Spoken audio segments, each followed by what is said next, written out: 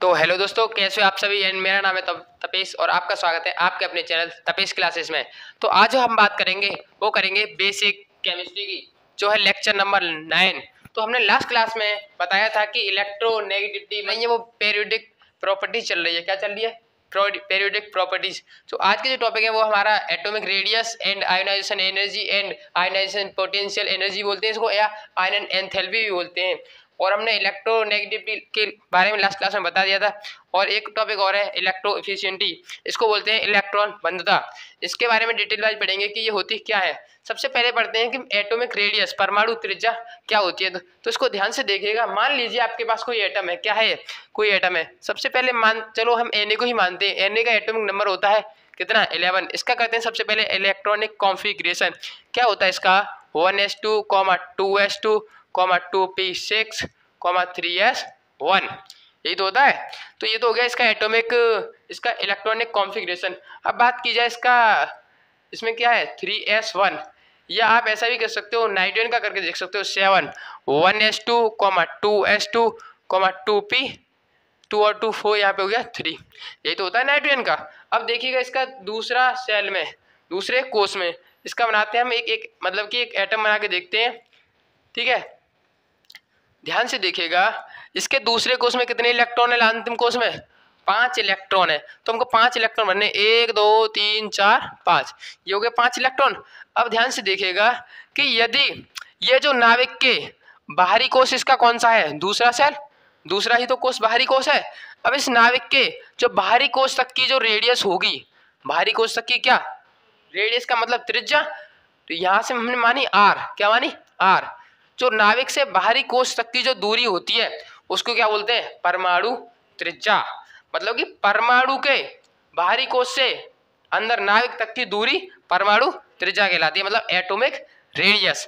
मान लीजिए यदि आप जब मैथ पढ़ते हो तो आप मानते हो जो हमारा एक सर्कल होता है उससे कोई पॉइंट से, सेंटर से परिधि तक की दूरी कोई आप क्या कहते हो? त्रिज्या। यही तो कहते हो। कहाँ तक की? मतलब कि कोई सेंटर से, कोई पॉइंट जो मानते हो वहां से जो लास्ट तक की दूरी, परिधि तक की दूरी को ही क्या कहते हैं? त्रिज्या। ये तो अब यदि हम एटम में लगा दें, यदि एटम में क्या होता है? नाविक। यदि नाविक से कहाँ तक? बाहरी कोष तक। जो बाहरी कोष होगा, इसका बाहरी कोष कौन सा है? 3s। मतलब कि किसी नाविक के बाहरी कोष, ये मान लीजिए 3 वाला है, इस नाविक के बाहरी कोष तक की जो रेडियस होगी उसको क्या बोलेंगे? मतलब कि एटॉमिक रेडियस, उसको बोलते हैं परमाणु त्रिज्या। तो ये तो आपके समझ में आ गया होगा कि परमाणु त्रिज्या होती क्या है। अब समझते हैं हम आयोनाइजेशन एनर्जी। इसको देखो आयनन ऊर्जा भी बोलते हैं, या आयनन विभव बोलते हैं, या आयनन एंथैल्पी बोलते हैं। आप कन्फ्यूज मत होइएगा, इसके ये सभी इसी के ही नाम है। किसके नाम है? आयोनाइजेशन एनर्जी, या आयोनाइजेशन पोटेंशियल एनर्जी, या आयोनाइजेशन एंथैल्पी। बात की जाए आयनन ऊर्जा होती क्या है, इसको भी ध्यान से समझिए। मान लीजिए नाइट्रोजन है, हम नाइट्रोजन ले रहे हैं, आप कोई सा भी ले सकते हो, कोई टेंशन नहीं है। इसका electronic configuration 1s2, 2s2, 2p3, ये होता है इसका इलेक्ट्रॉनिक कॉन्फ़िगरेशन। अब बात की जाए इसके इसका सबसे पहले बनाते हैं हम एक एटम। देखो, एक ये इसका नाविक हो गया, ये सेल हो गए, ये पहला सेल, ये देखो नाविक है, ये दूसरा सेल मान लिया। ठीक है, ये तो आपके समझ में आ रहा होगा मुझे लगता है। अब इसमें 5 इलेक्ट्रॉन भरने, 1 2 3 4 5, इतना भी आपके क्लियर होगा। अब बात की जाए ये आयनन ऊर्जा होती क्या है, इसी को समझ रहे हैं हम। तो ये एक उदासीन परमाणु है। जब ये मतलब कि हमारे पेरियोडिक टेबल में जो सभी एलिमेंट या एटम जो लिखे हैं वो सब उदासीन है। ठीक है, अब ये एक परमाणु है, इसके बाहरी कोष से क्या है? बाहरी कोष से मान लीजिए हमको एक इलेक्ट्रॉन निकालना है। क्या करना है? एक इलेक्ट्रॉन निकालना है। यदि आप ध्यान से समझो, यदि यहाँ से एक इलेक्ट्रॉन निकालना हो, क्या करना हो? एक इलेक्ट्रॉन निकालना हो तो हमको कुछ एनर्जी देनी पड़ेगी। क्या करना पड़ेगा? एनर्जी देनी पड़ेगी। मतलब कि यदि हम कहीं से कुछ लाते हैं या कुछ करते हैं तो कुछ, यदि मान लीजिए हमारे पास ये बॉन्ड है, इसको हम जब तोड़ते हैं तो हमको एनर्जी तो देनी पड़ती है, नहीं पड़ती है?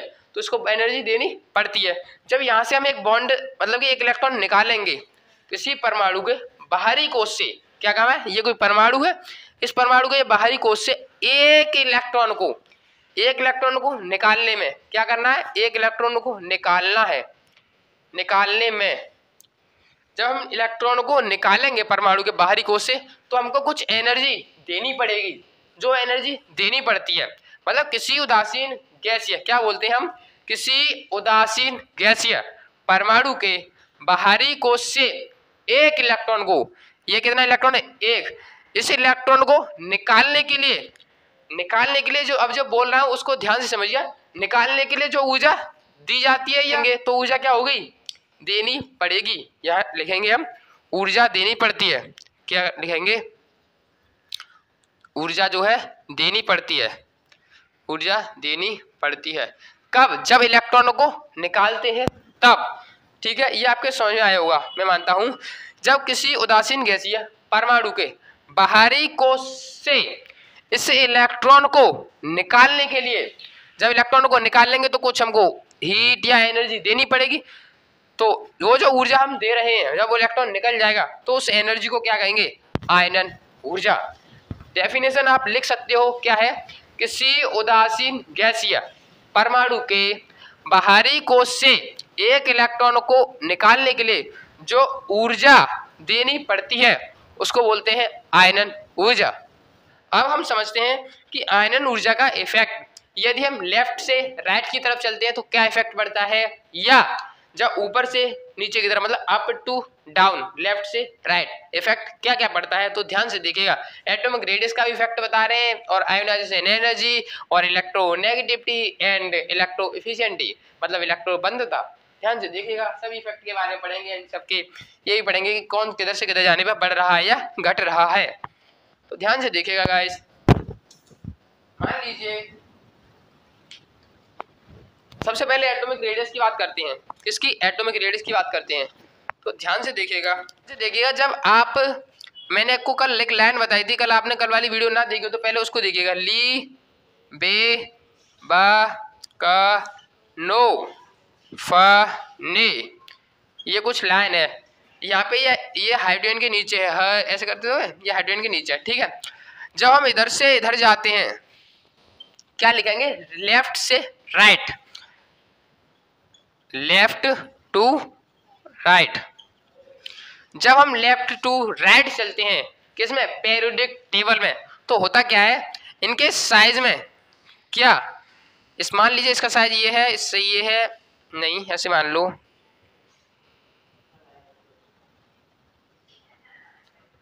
तो साइज में क्या हो रही है, कमी आ रही है। इसको थोड़ा और सही से बनाइएगा, ध्यान से देखिए। और जब हम लेफ्ट से राइट की तरफ चलते हैं, क्या कहा मैंने, लेफ्ट से राइट की तरफ चलते हैं, तो उसके किसमें, इसके जो एटम का जो साइज है उस साइज में क्या आती है, कमी। तो यदि साइज में कमी आ रही है तो एटॉमिक रेडियस कैसी होगी, कम होगी, होगी नहीं होगी, क्योंकि नाभिक से बाहरी कोश तक की, बाहरी कोश पास हो जाएगा तो दूर कैसी होगी, कम। मतलब कि लेफ्ट से राइट जाने पर एटॉमिक रेडियस क्या होती है, कम होती है। समझ में आया होगा। यदि हम ऊपर से नीचे चलते हैं, अप टू डाउन, क्या कहा, अप टू डाउन चलते हैं, तो ध्यान से देखिए यहाँ पे आता है hydrogen, lithium, sodium, potassium, rubidium, caesium, francium, यही तो आते हैं। जब हम इसका होता है एक नंबर, इसका 1 3 यही तो आते हैं, तो इसका ये सेल बनता है, इसके 2, इसके 3, इसके 4, इसके 2 3 4 5, तो मतलब ऊपर से नीचे आने पर साइज क्या हो रहा है, बढ़ रहा है। तो साइज बढ़ेगा तो एटॉमिक रेडियस भी बढ़ेगी। तो क्या कहा मैंने, लेफ्ट से राइट जाते हैं तो एटॉमिक रेडियस, क्या कहा, लेफ्ट टू राइट, लेफ्ट से राइट जाते हैं तो एटॉमिक रेडियस क्या होती है, लेफ्ट से राइट जाने पर एटॉमिक रेडियस कम होती है, होती नहीं होती है। और यदि अप टू डाउन, तो अप टू डाउन जाने पर एटॉमिक रेडियस बढ़ती है। तो आपके समझ में आ गया होगा कि एटॉमिक रेडियस बढ़ती है। अब मैं बता दूं, लेफ्ट से राइट जाने पर एटॉमिक साइज घट रहा है, मतलब कि एटॉमिक साइज में कमी आ रही है। तो क्यों, क्योंकि उसका कारण होता है फोर्स ऑफ अट्रैक्शन। यहाँ पे फ्लोरीन का, ऑक्सीजन का, नाइट्रोजन, इनका फोर्स ऑफ अट्रैक्शन बहुत ज्यादा है, इसलिए जो नाभिक का बाहरी कोश है वो थोड़ा दूर नहीं है, इसीलिए फोर्स ऑफ अट्रैक्शन। ये समझ में आ गया होगा एटॉमिक रेडियस। और आयोनाइजेशन एनर्जी हमने बता दी है कि किसी उदासीन गैस या परमाणु के बाहरी कोश से एक इलेक्ट्रॉन को निकालने के लिए जो ऊर्जा दी जाती है उसको बोलते हैं आयनन ऊर्जा। अब बात आती है कि अप टू डाउन क्या होता है और लेफ्ट टू राइट क्या होता है। इसको लगाइए दीदी। अब थोड़ा ध्यान से देखिएगा गाइस। अब देखो लिखते हैं यहाँ पे, सबसे पहले लिखते हैं लेफ्ट टू, यहाँ पे लिखते हैं लेफ्ट टू राइट। तो अभी हमने क्या कहा था, अब बताइए मतलब परमाणु के बाहरी कोश से एक इलेक्ट्रॉन को निकालने में कुछ ऊर्जा देनी पड़ रही है। देखो इधर साइज बड़ा है तो इधर जब ऊर्जा देंगे तो जल्दी निकलेगा नहीं निकलेगा। अब इधर कैसा है, एटम का जो स्ट्रक्चर साइज कैसा है, छोटा, तो इलेक्ट्रॉन को हमें ऊर्जा कैसे देनी पड़ेगी, ज्यादा। ऊर्जा कैसे देनी पड़ेगी, ज्यादा या कम, कम। तो अभी हम समझ रहे थे कि आयोनाइजेशन एनर्जी, किसी उदासीन गैसीय परमाणु के बाहरी कोश से एक इलेक्ट्रॉन को निकालने के लिए जो ऊर्जा दी जाती है उसको आयनन ऊर्जा कहते हैं। अब मैं बता रहा था कि लेफ्ट टू राइट जाने पर आयनन ऊर्जा का मान बढ़ता है या घटता है। तो ध्यान से देखिएगा, जब यहाँ से इधर जा रहे हैं लेफ्ट से राइट, तो यहाँ पे नाभिक का जो फोर्स ऑफ अट्रैक्शन है वो ज़्यादा होगा, क्योंकि यहाँ पे साइज छोटा है। तो इधर से यहाँ से हम यदि मान लो इसको एनर्जी दें तो क्या होगा, यहाँ से कहीं ना कहीं से बाहरी कोश से इलेक्ट्रॉन बहुत आसानी से निकल जाएगा, क्योंकि साइज बहुत कैसा है, बड़ा है। तो यदि हम थोड़ी सी भी एनर्जी दे दें तो यहाँ से इलेक्ट्रॉन निकल जाएगा। अब लेफ्ट से राइट जा रहे हैं तो देखो यहाँ पे एनर्जी ज़्यादा ही नहीं पड़ेगी, क्योंकि साइज छोटा हो गया। यहाँ पे और ज़्यादा और ज़्यादा और ज़्यादा और ज़्यादा। तो मतलब लेफ्ट से राइट जाने पर इलेक्ट्रॉन को निकालने के लिए जो ऊर्जा देनी पड़ रही है इधर से इधर जाने में बढ़ रही है। तो हम लिखेंगे लेफ्ट से राइट जाने पर आयनन ऊर्जा का मान कैसा होता है, बढ़ता है। क्यों, क्योंकि यहाँ पे फोर्स ऑफ अट्रैक्शन नाभिक का बढ़ जाता है, इसलिए इलेक्ट्रॉन आसानी से नहीं निकलता। यदि ऊपर से नीचे जाने पर यदि हम देखो यहाँ पे ऊर्जा दें थोड़ी सी तो इलेक्ट्रॉन निकल जाएगा। यहाँ से दो तो और आसानी से निकल जाएगा, क्योंकि कोश ज्यादा है। यहाँ से और आसानी से, यहाँ से और आसानी से। अब जो तो बहुत बड़ा है यहाँ से तो बहुत आसानी से निकल जाएगा थोड़ी सी ऊर्जा देने पर। तो ऊपर से नीचे जाने पर अप टू डाउन क्या है, अप टू डाउन, ऊपर से नीचे जाने पर आयनन ऊर्जा का मान कैसा हो रहा है, कम हो रहा है, क्योंकि कोषों की संख्या बढ़ रही है। कोष बढ़ेंगे तो थोड़ी सी एनर्जी देने पर कहीं ना कहीं से इलेक्ट्रॉन निकल जाएगा। अब बात आती है कि अब देखो इसमें कुछ कंडीशन भी है कि इनमें कुछ कंडीशन हो जाती है कि किसका मान थोड़ा, देखो एक तो बेरिलियम और बोरॉन की आयनन ऊर्जा में थोड़ा अलग डिफरेंस है, और एक नाइट्रोजन और ऑक्सीजन की में, इन दोनों में थोड़ा अंतर क्यों है कि देखो वैसे होनी चाहिए बेरिलियम की कैसी, लेफ्ट से राइट जाने पर मतलब कि यहाँ पे थोड़ी यहाँ से इधर जाने पर आयनन ऊर्जा कैसी हो रही है, लेफ्ट से राइट जाने पर बढ़ रही है। पर लेकिन होती बोरॉन की ज़्यादा है, नहीं बेरिलियम की ज़्यादा होती है बोरॉन से। पर लेकिन होनी किसकी ज़्यादा चाहिए, बोरॉन की बेरिलियम से। तो इसका कारण पढ़ते हैं क्यों। तो इसके लिए हमको जाना पड़ेगा इलेक्ट्रॉनिक कॉन्फ़िगरेशन पर अपने पर। ध्यान से देखिएगा,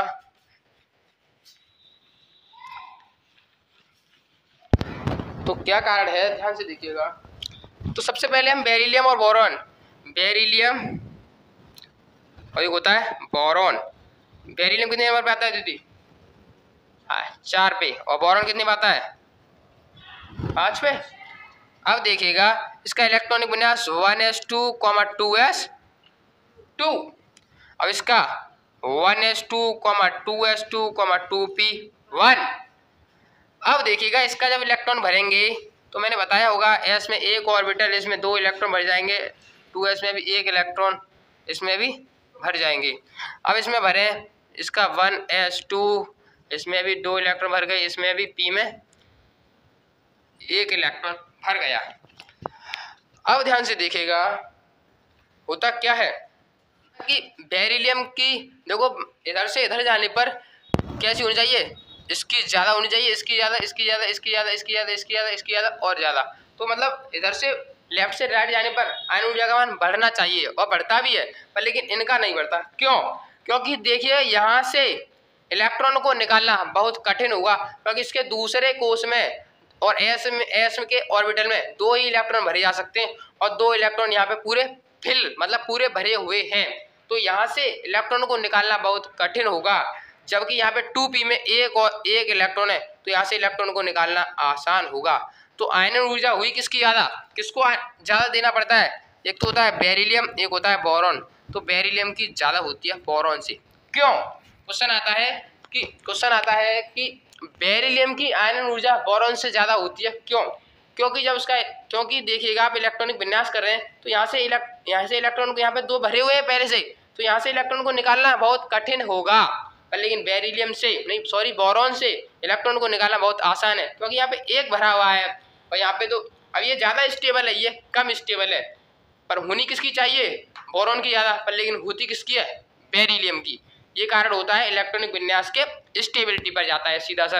अब ऐसे ही होता है नाइट्रोजन और ऑक्सीजन का काम, तो ध्यान से देखिएगा, ये क्वेश्चन आता है क्लास 11th में। अब नाइट्रोजन एंड ऑक्सीजन का भी इलेक्ट्रॉनिक विन्यास कीजिए। नाइट्रोजन का 7 और ऑक्सीजन का 8 होता है। 1s2, 2s2, 2p3, 1s2, 2s2, 2p4, ये तो होता है। अब इसके बाहरी कोश का बनाइए केवल ग्राफ।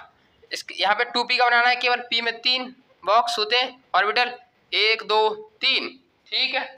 अब 2p में कितने? 4, 1 2 3, 1 2 3 4। अब देखिएगा गाइस, इसमें स्टेबिलिटी की बात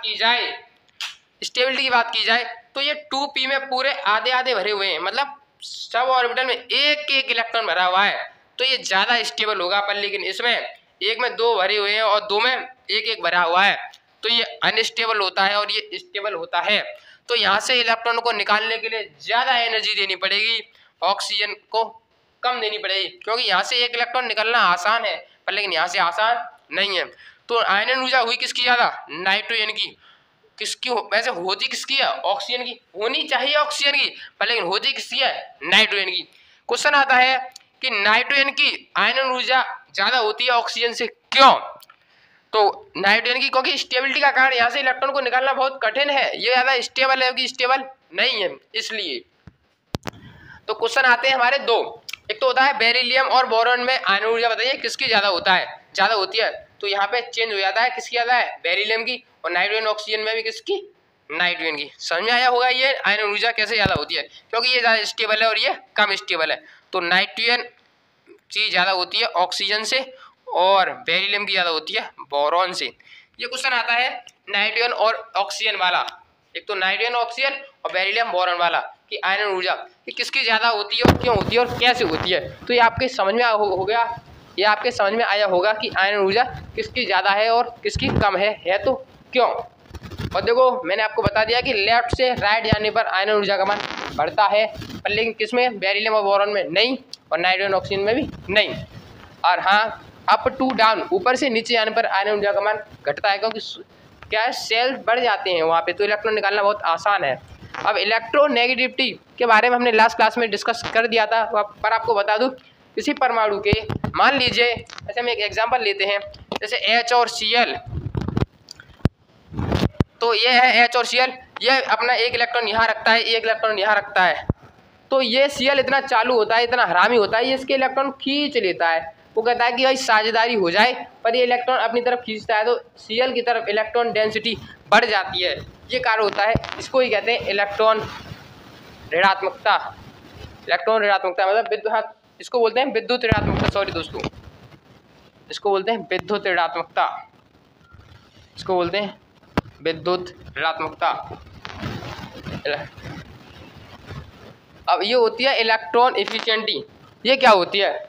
ये जस्ट आयोनाइजेशन एनर्जी, इसके जस्ट अपोजिट होती है। अब एक बात बताइएगा, आयोनाइजेशन एनर्जी में हमें इलेक्ट्रॉन निकालने के लिए ऊर्जा देनी पड़ रही थी, पर लेकिन यहाँ पे क्या होगा, इलेक्ट्रॉन डालेंगे तो ऊर्जा परमाणु के अंदर से निकलेगी। आज के लिए काफ़ी है दोस्तों। यदि आपको वीडियो अच्छी लगी तो वीडियो को लाइक एंड चैनल को सब्सक्राइब करना ना भूलना। धन्यवाद दोस्तों।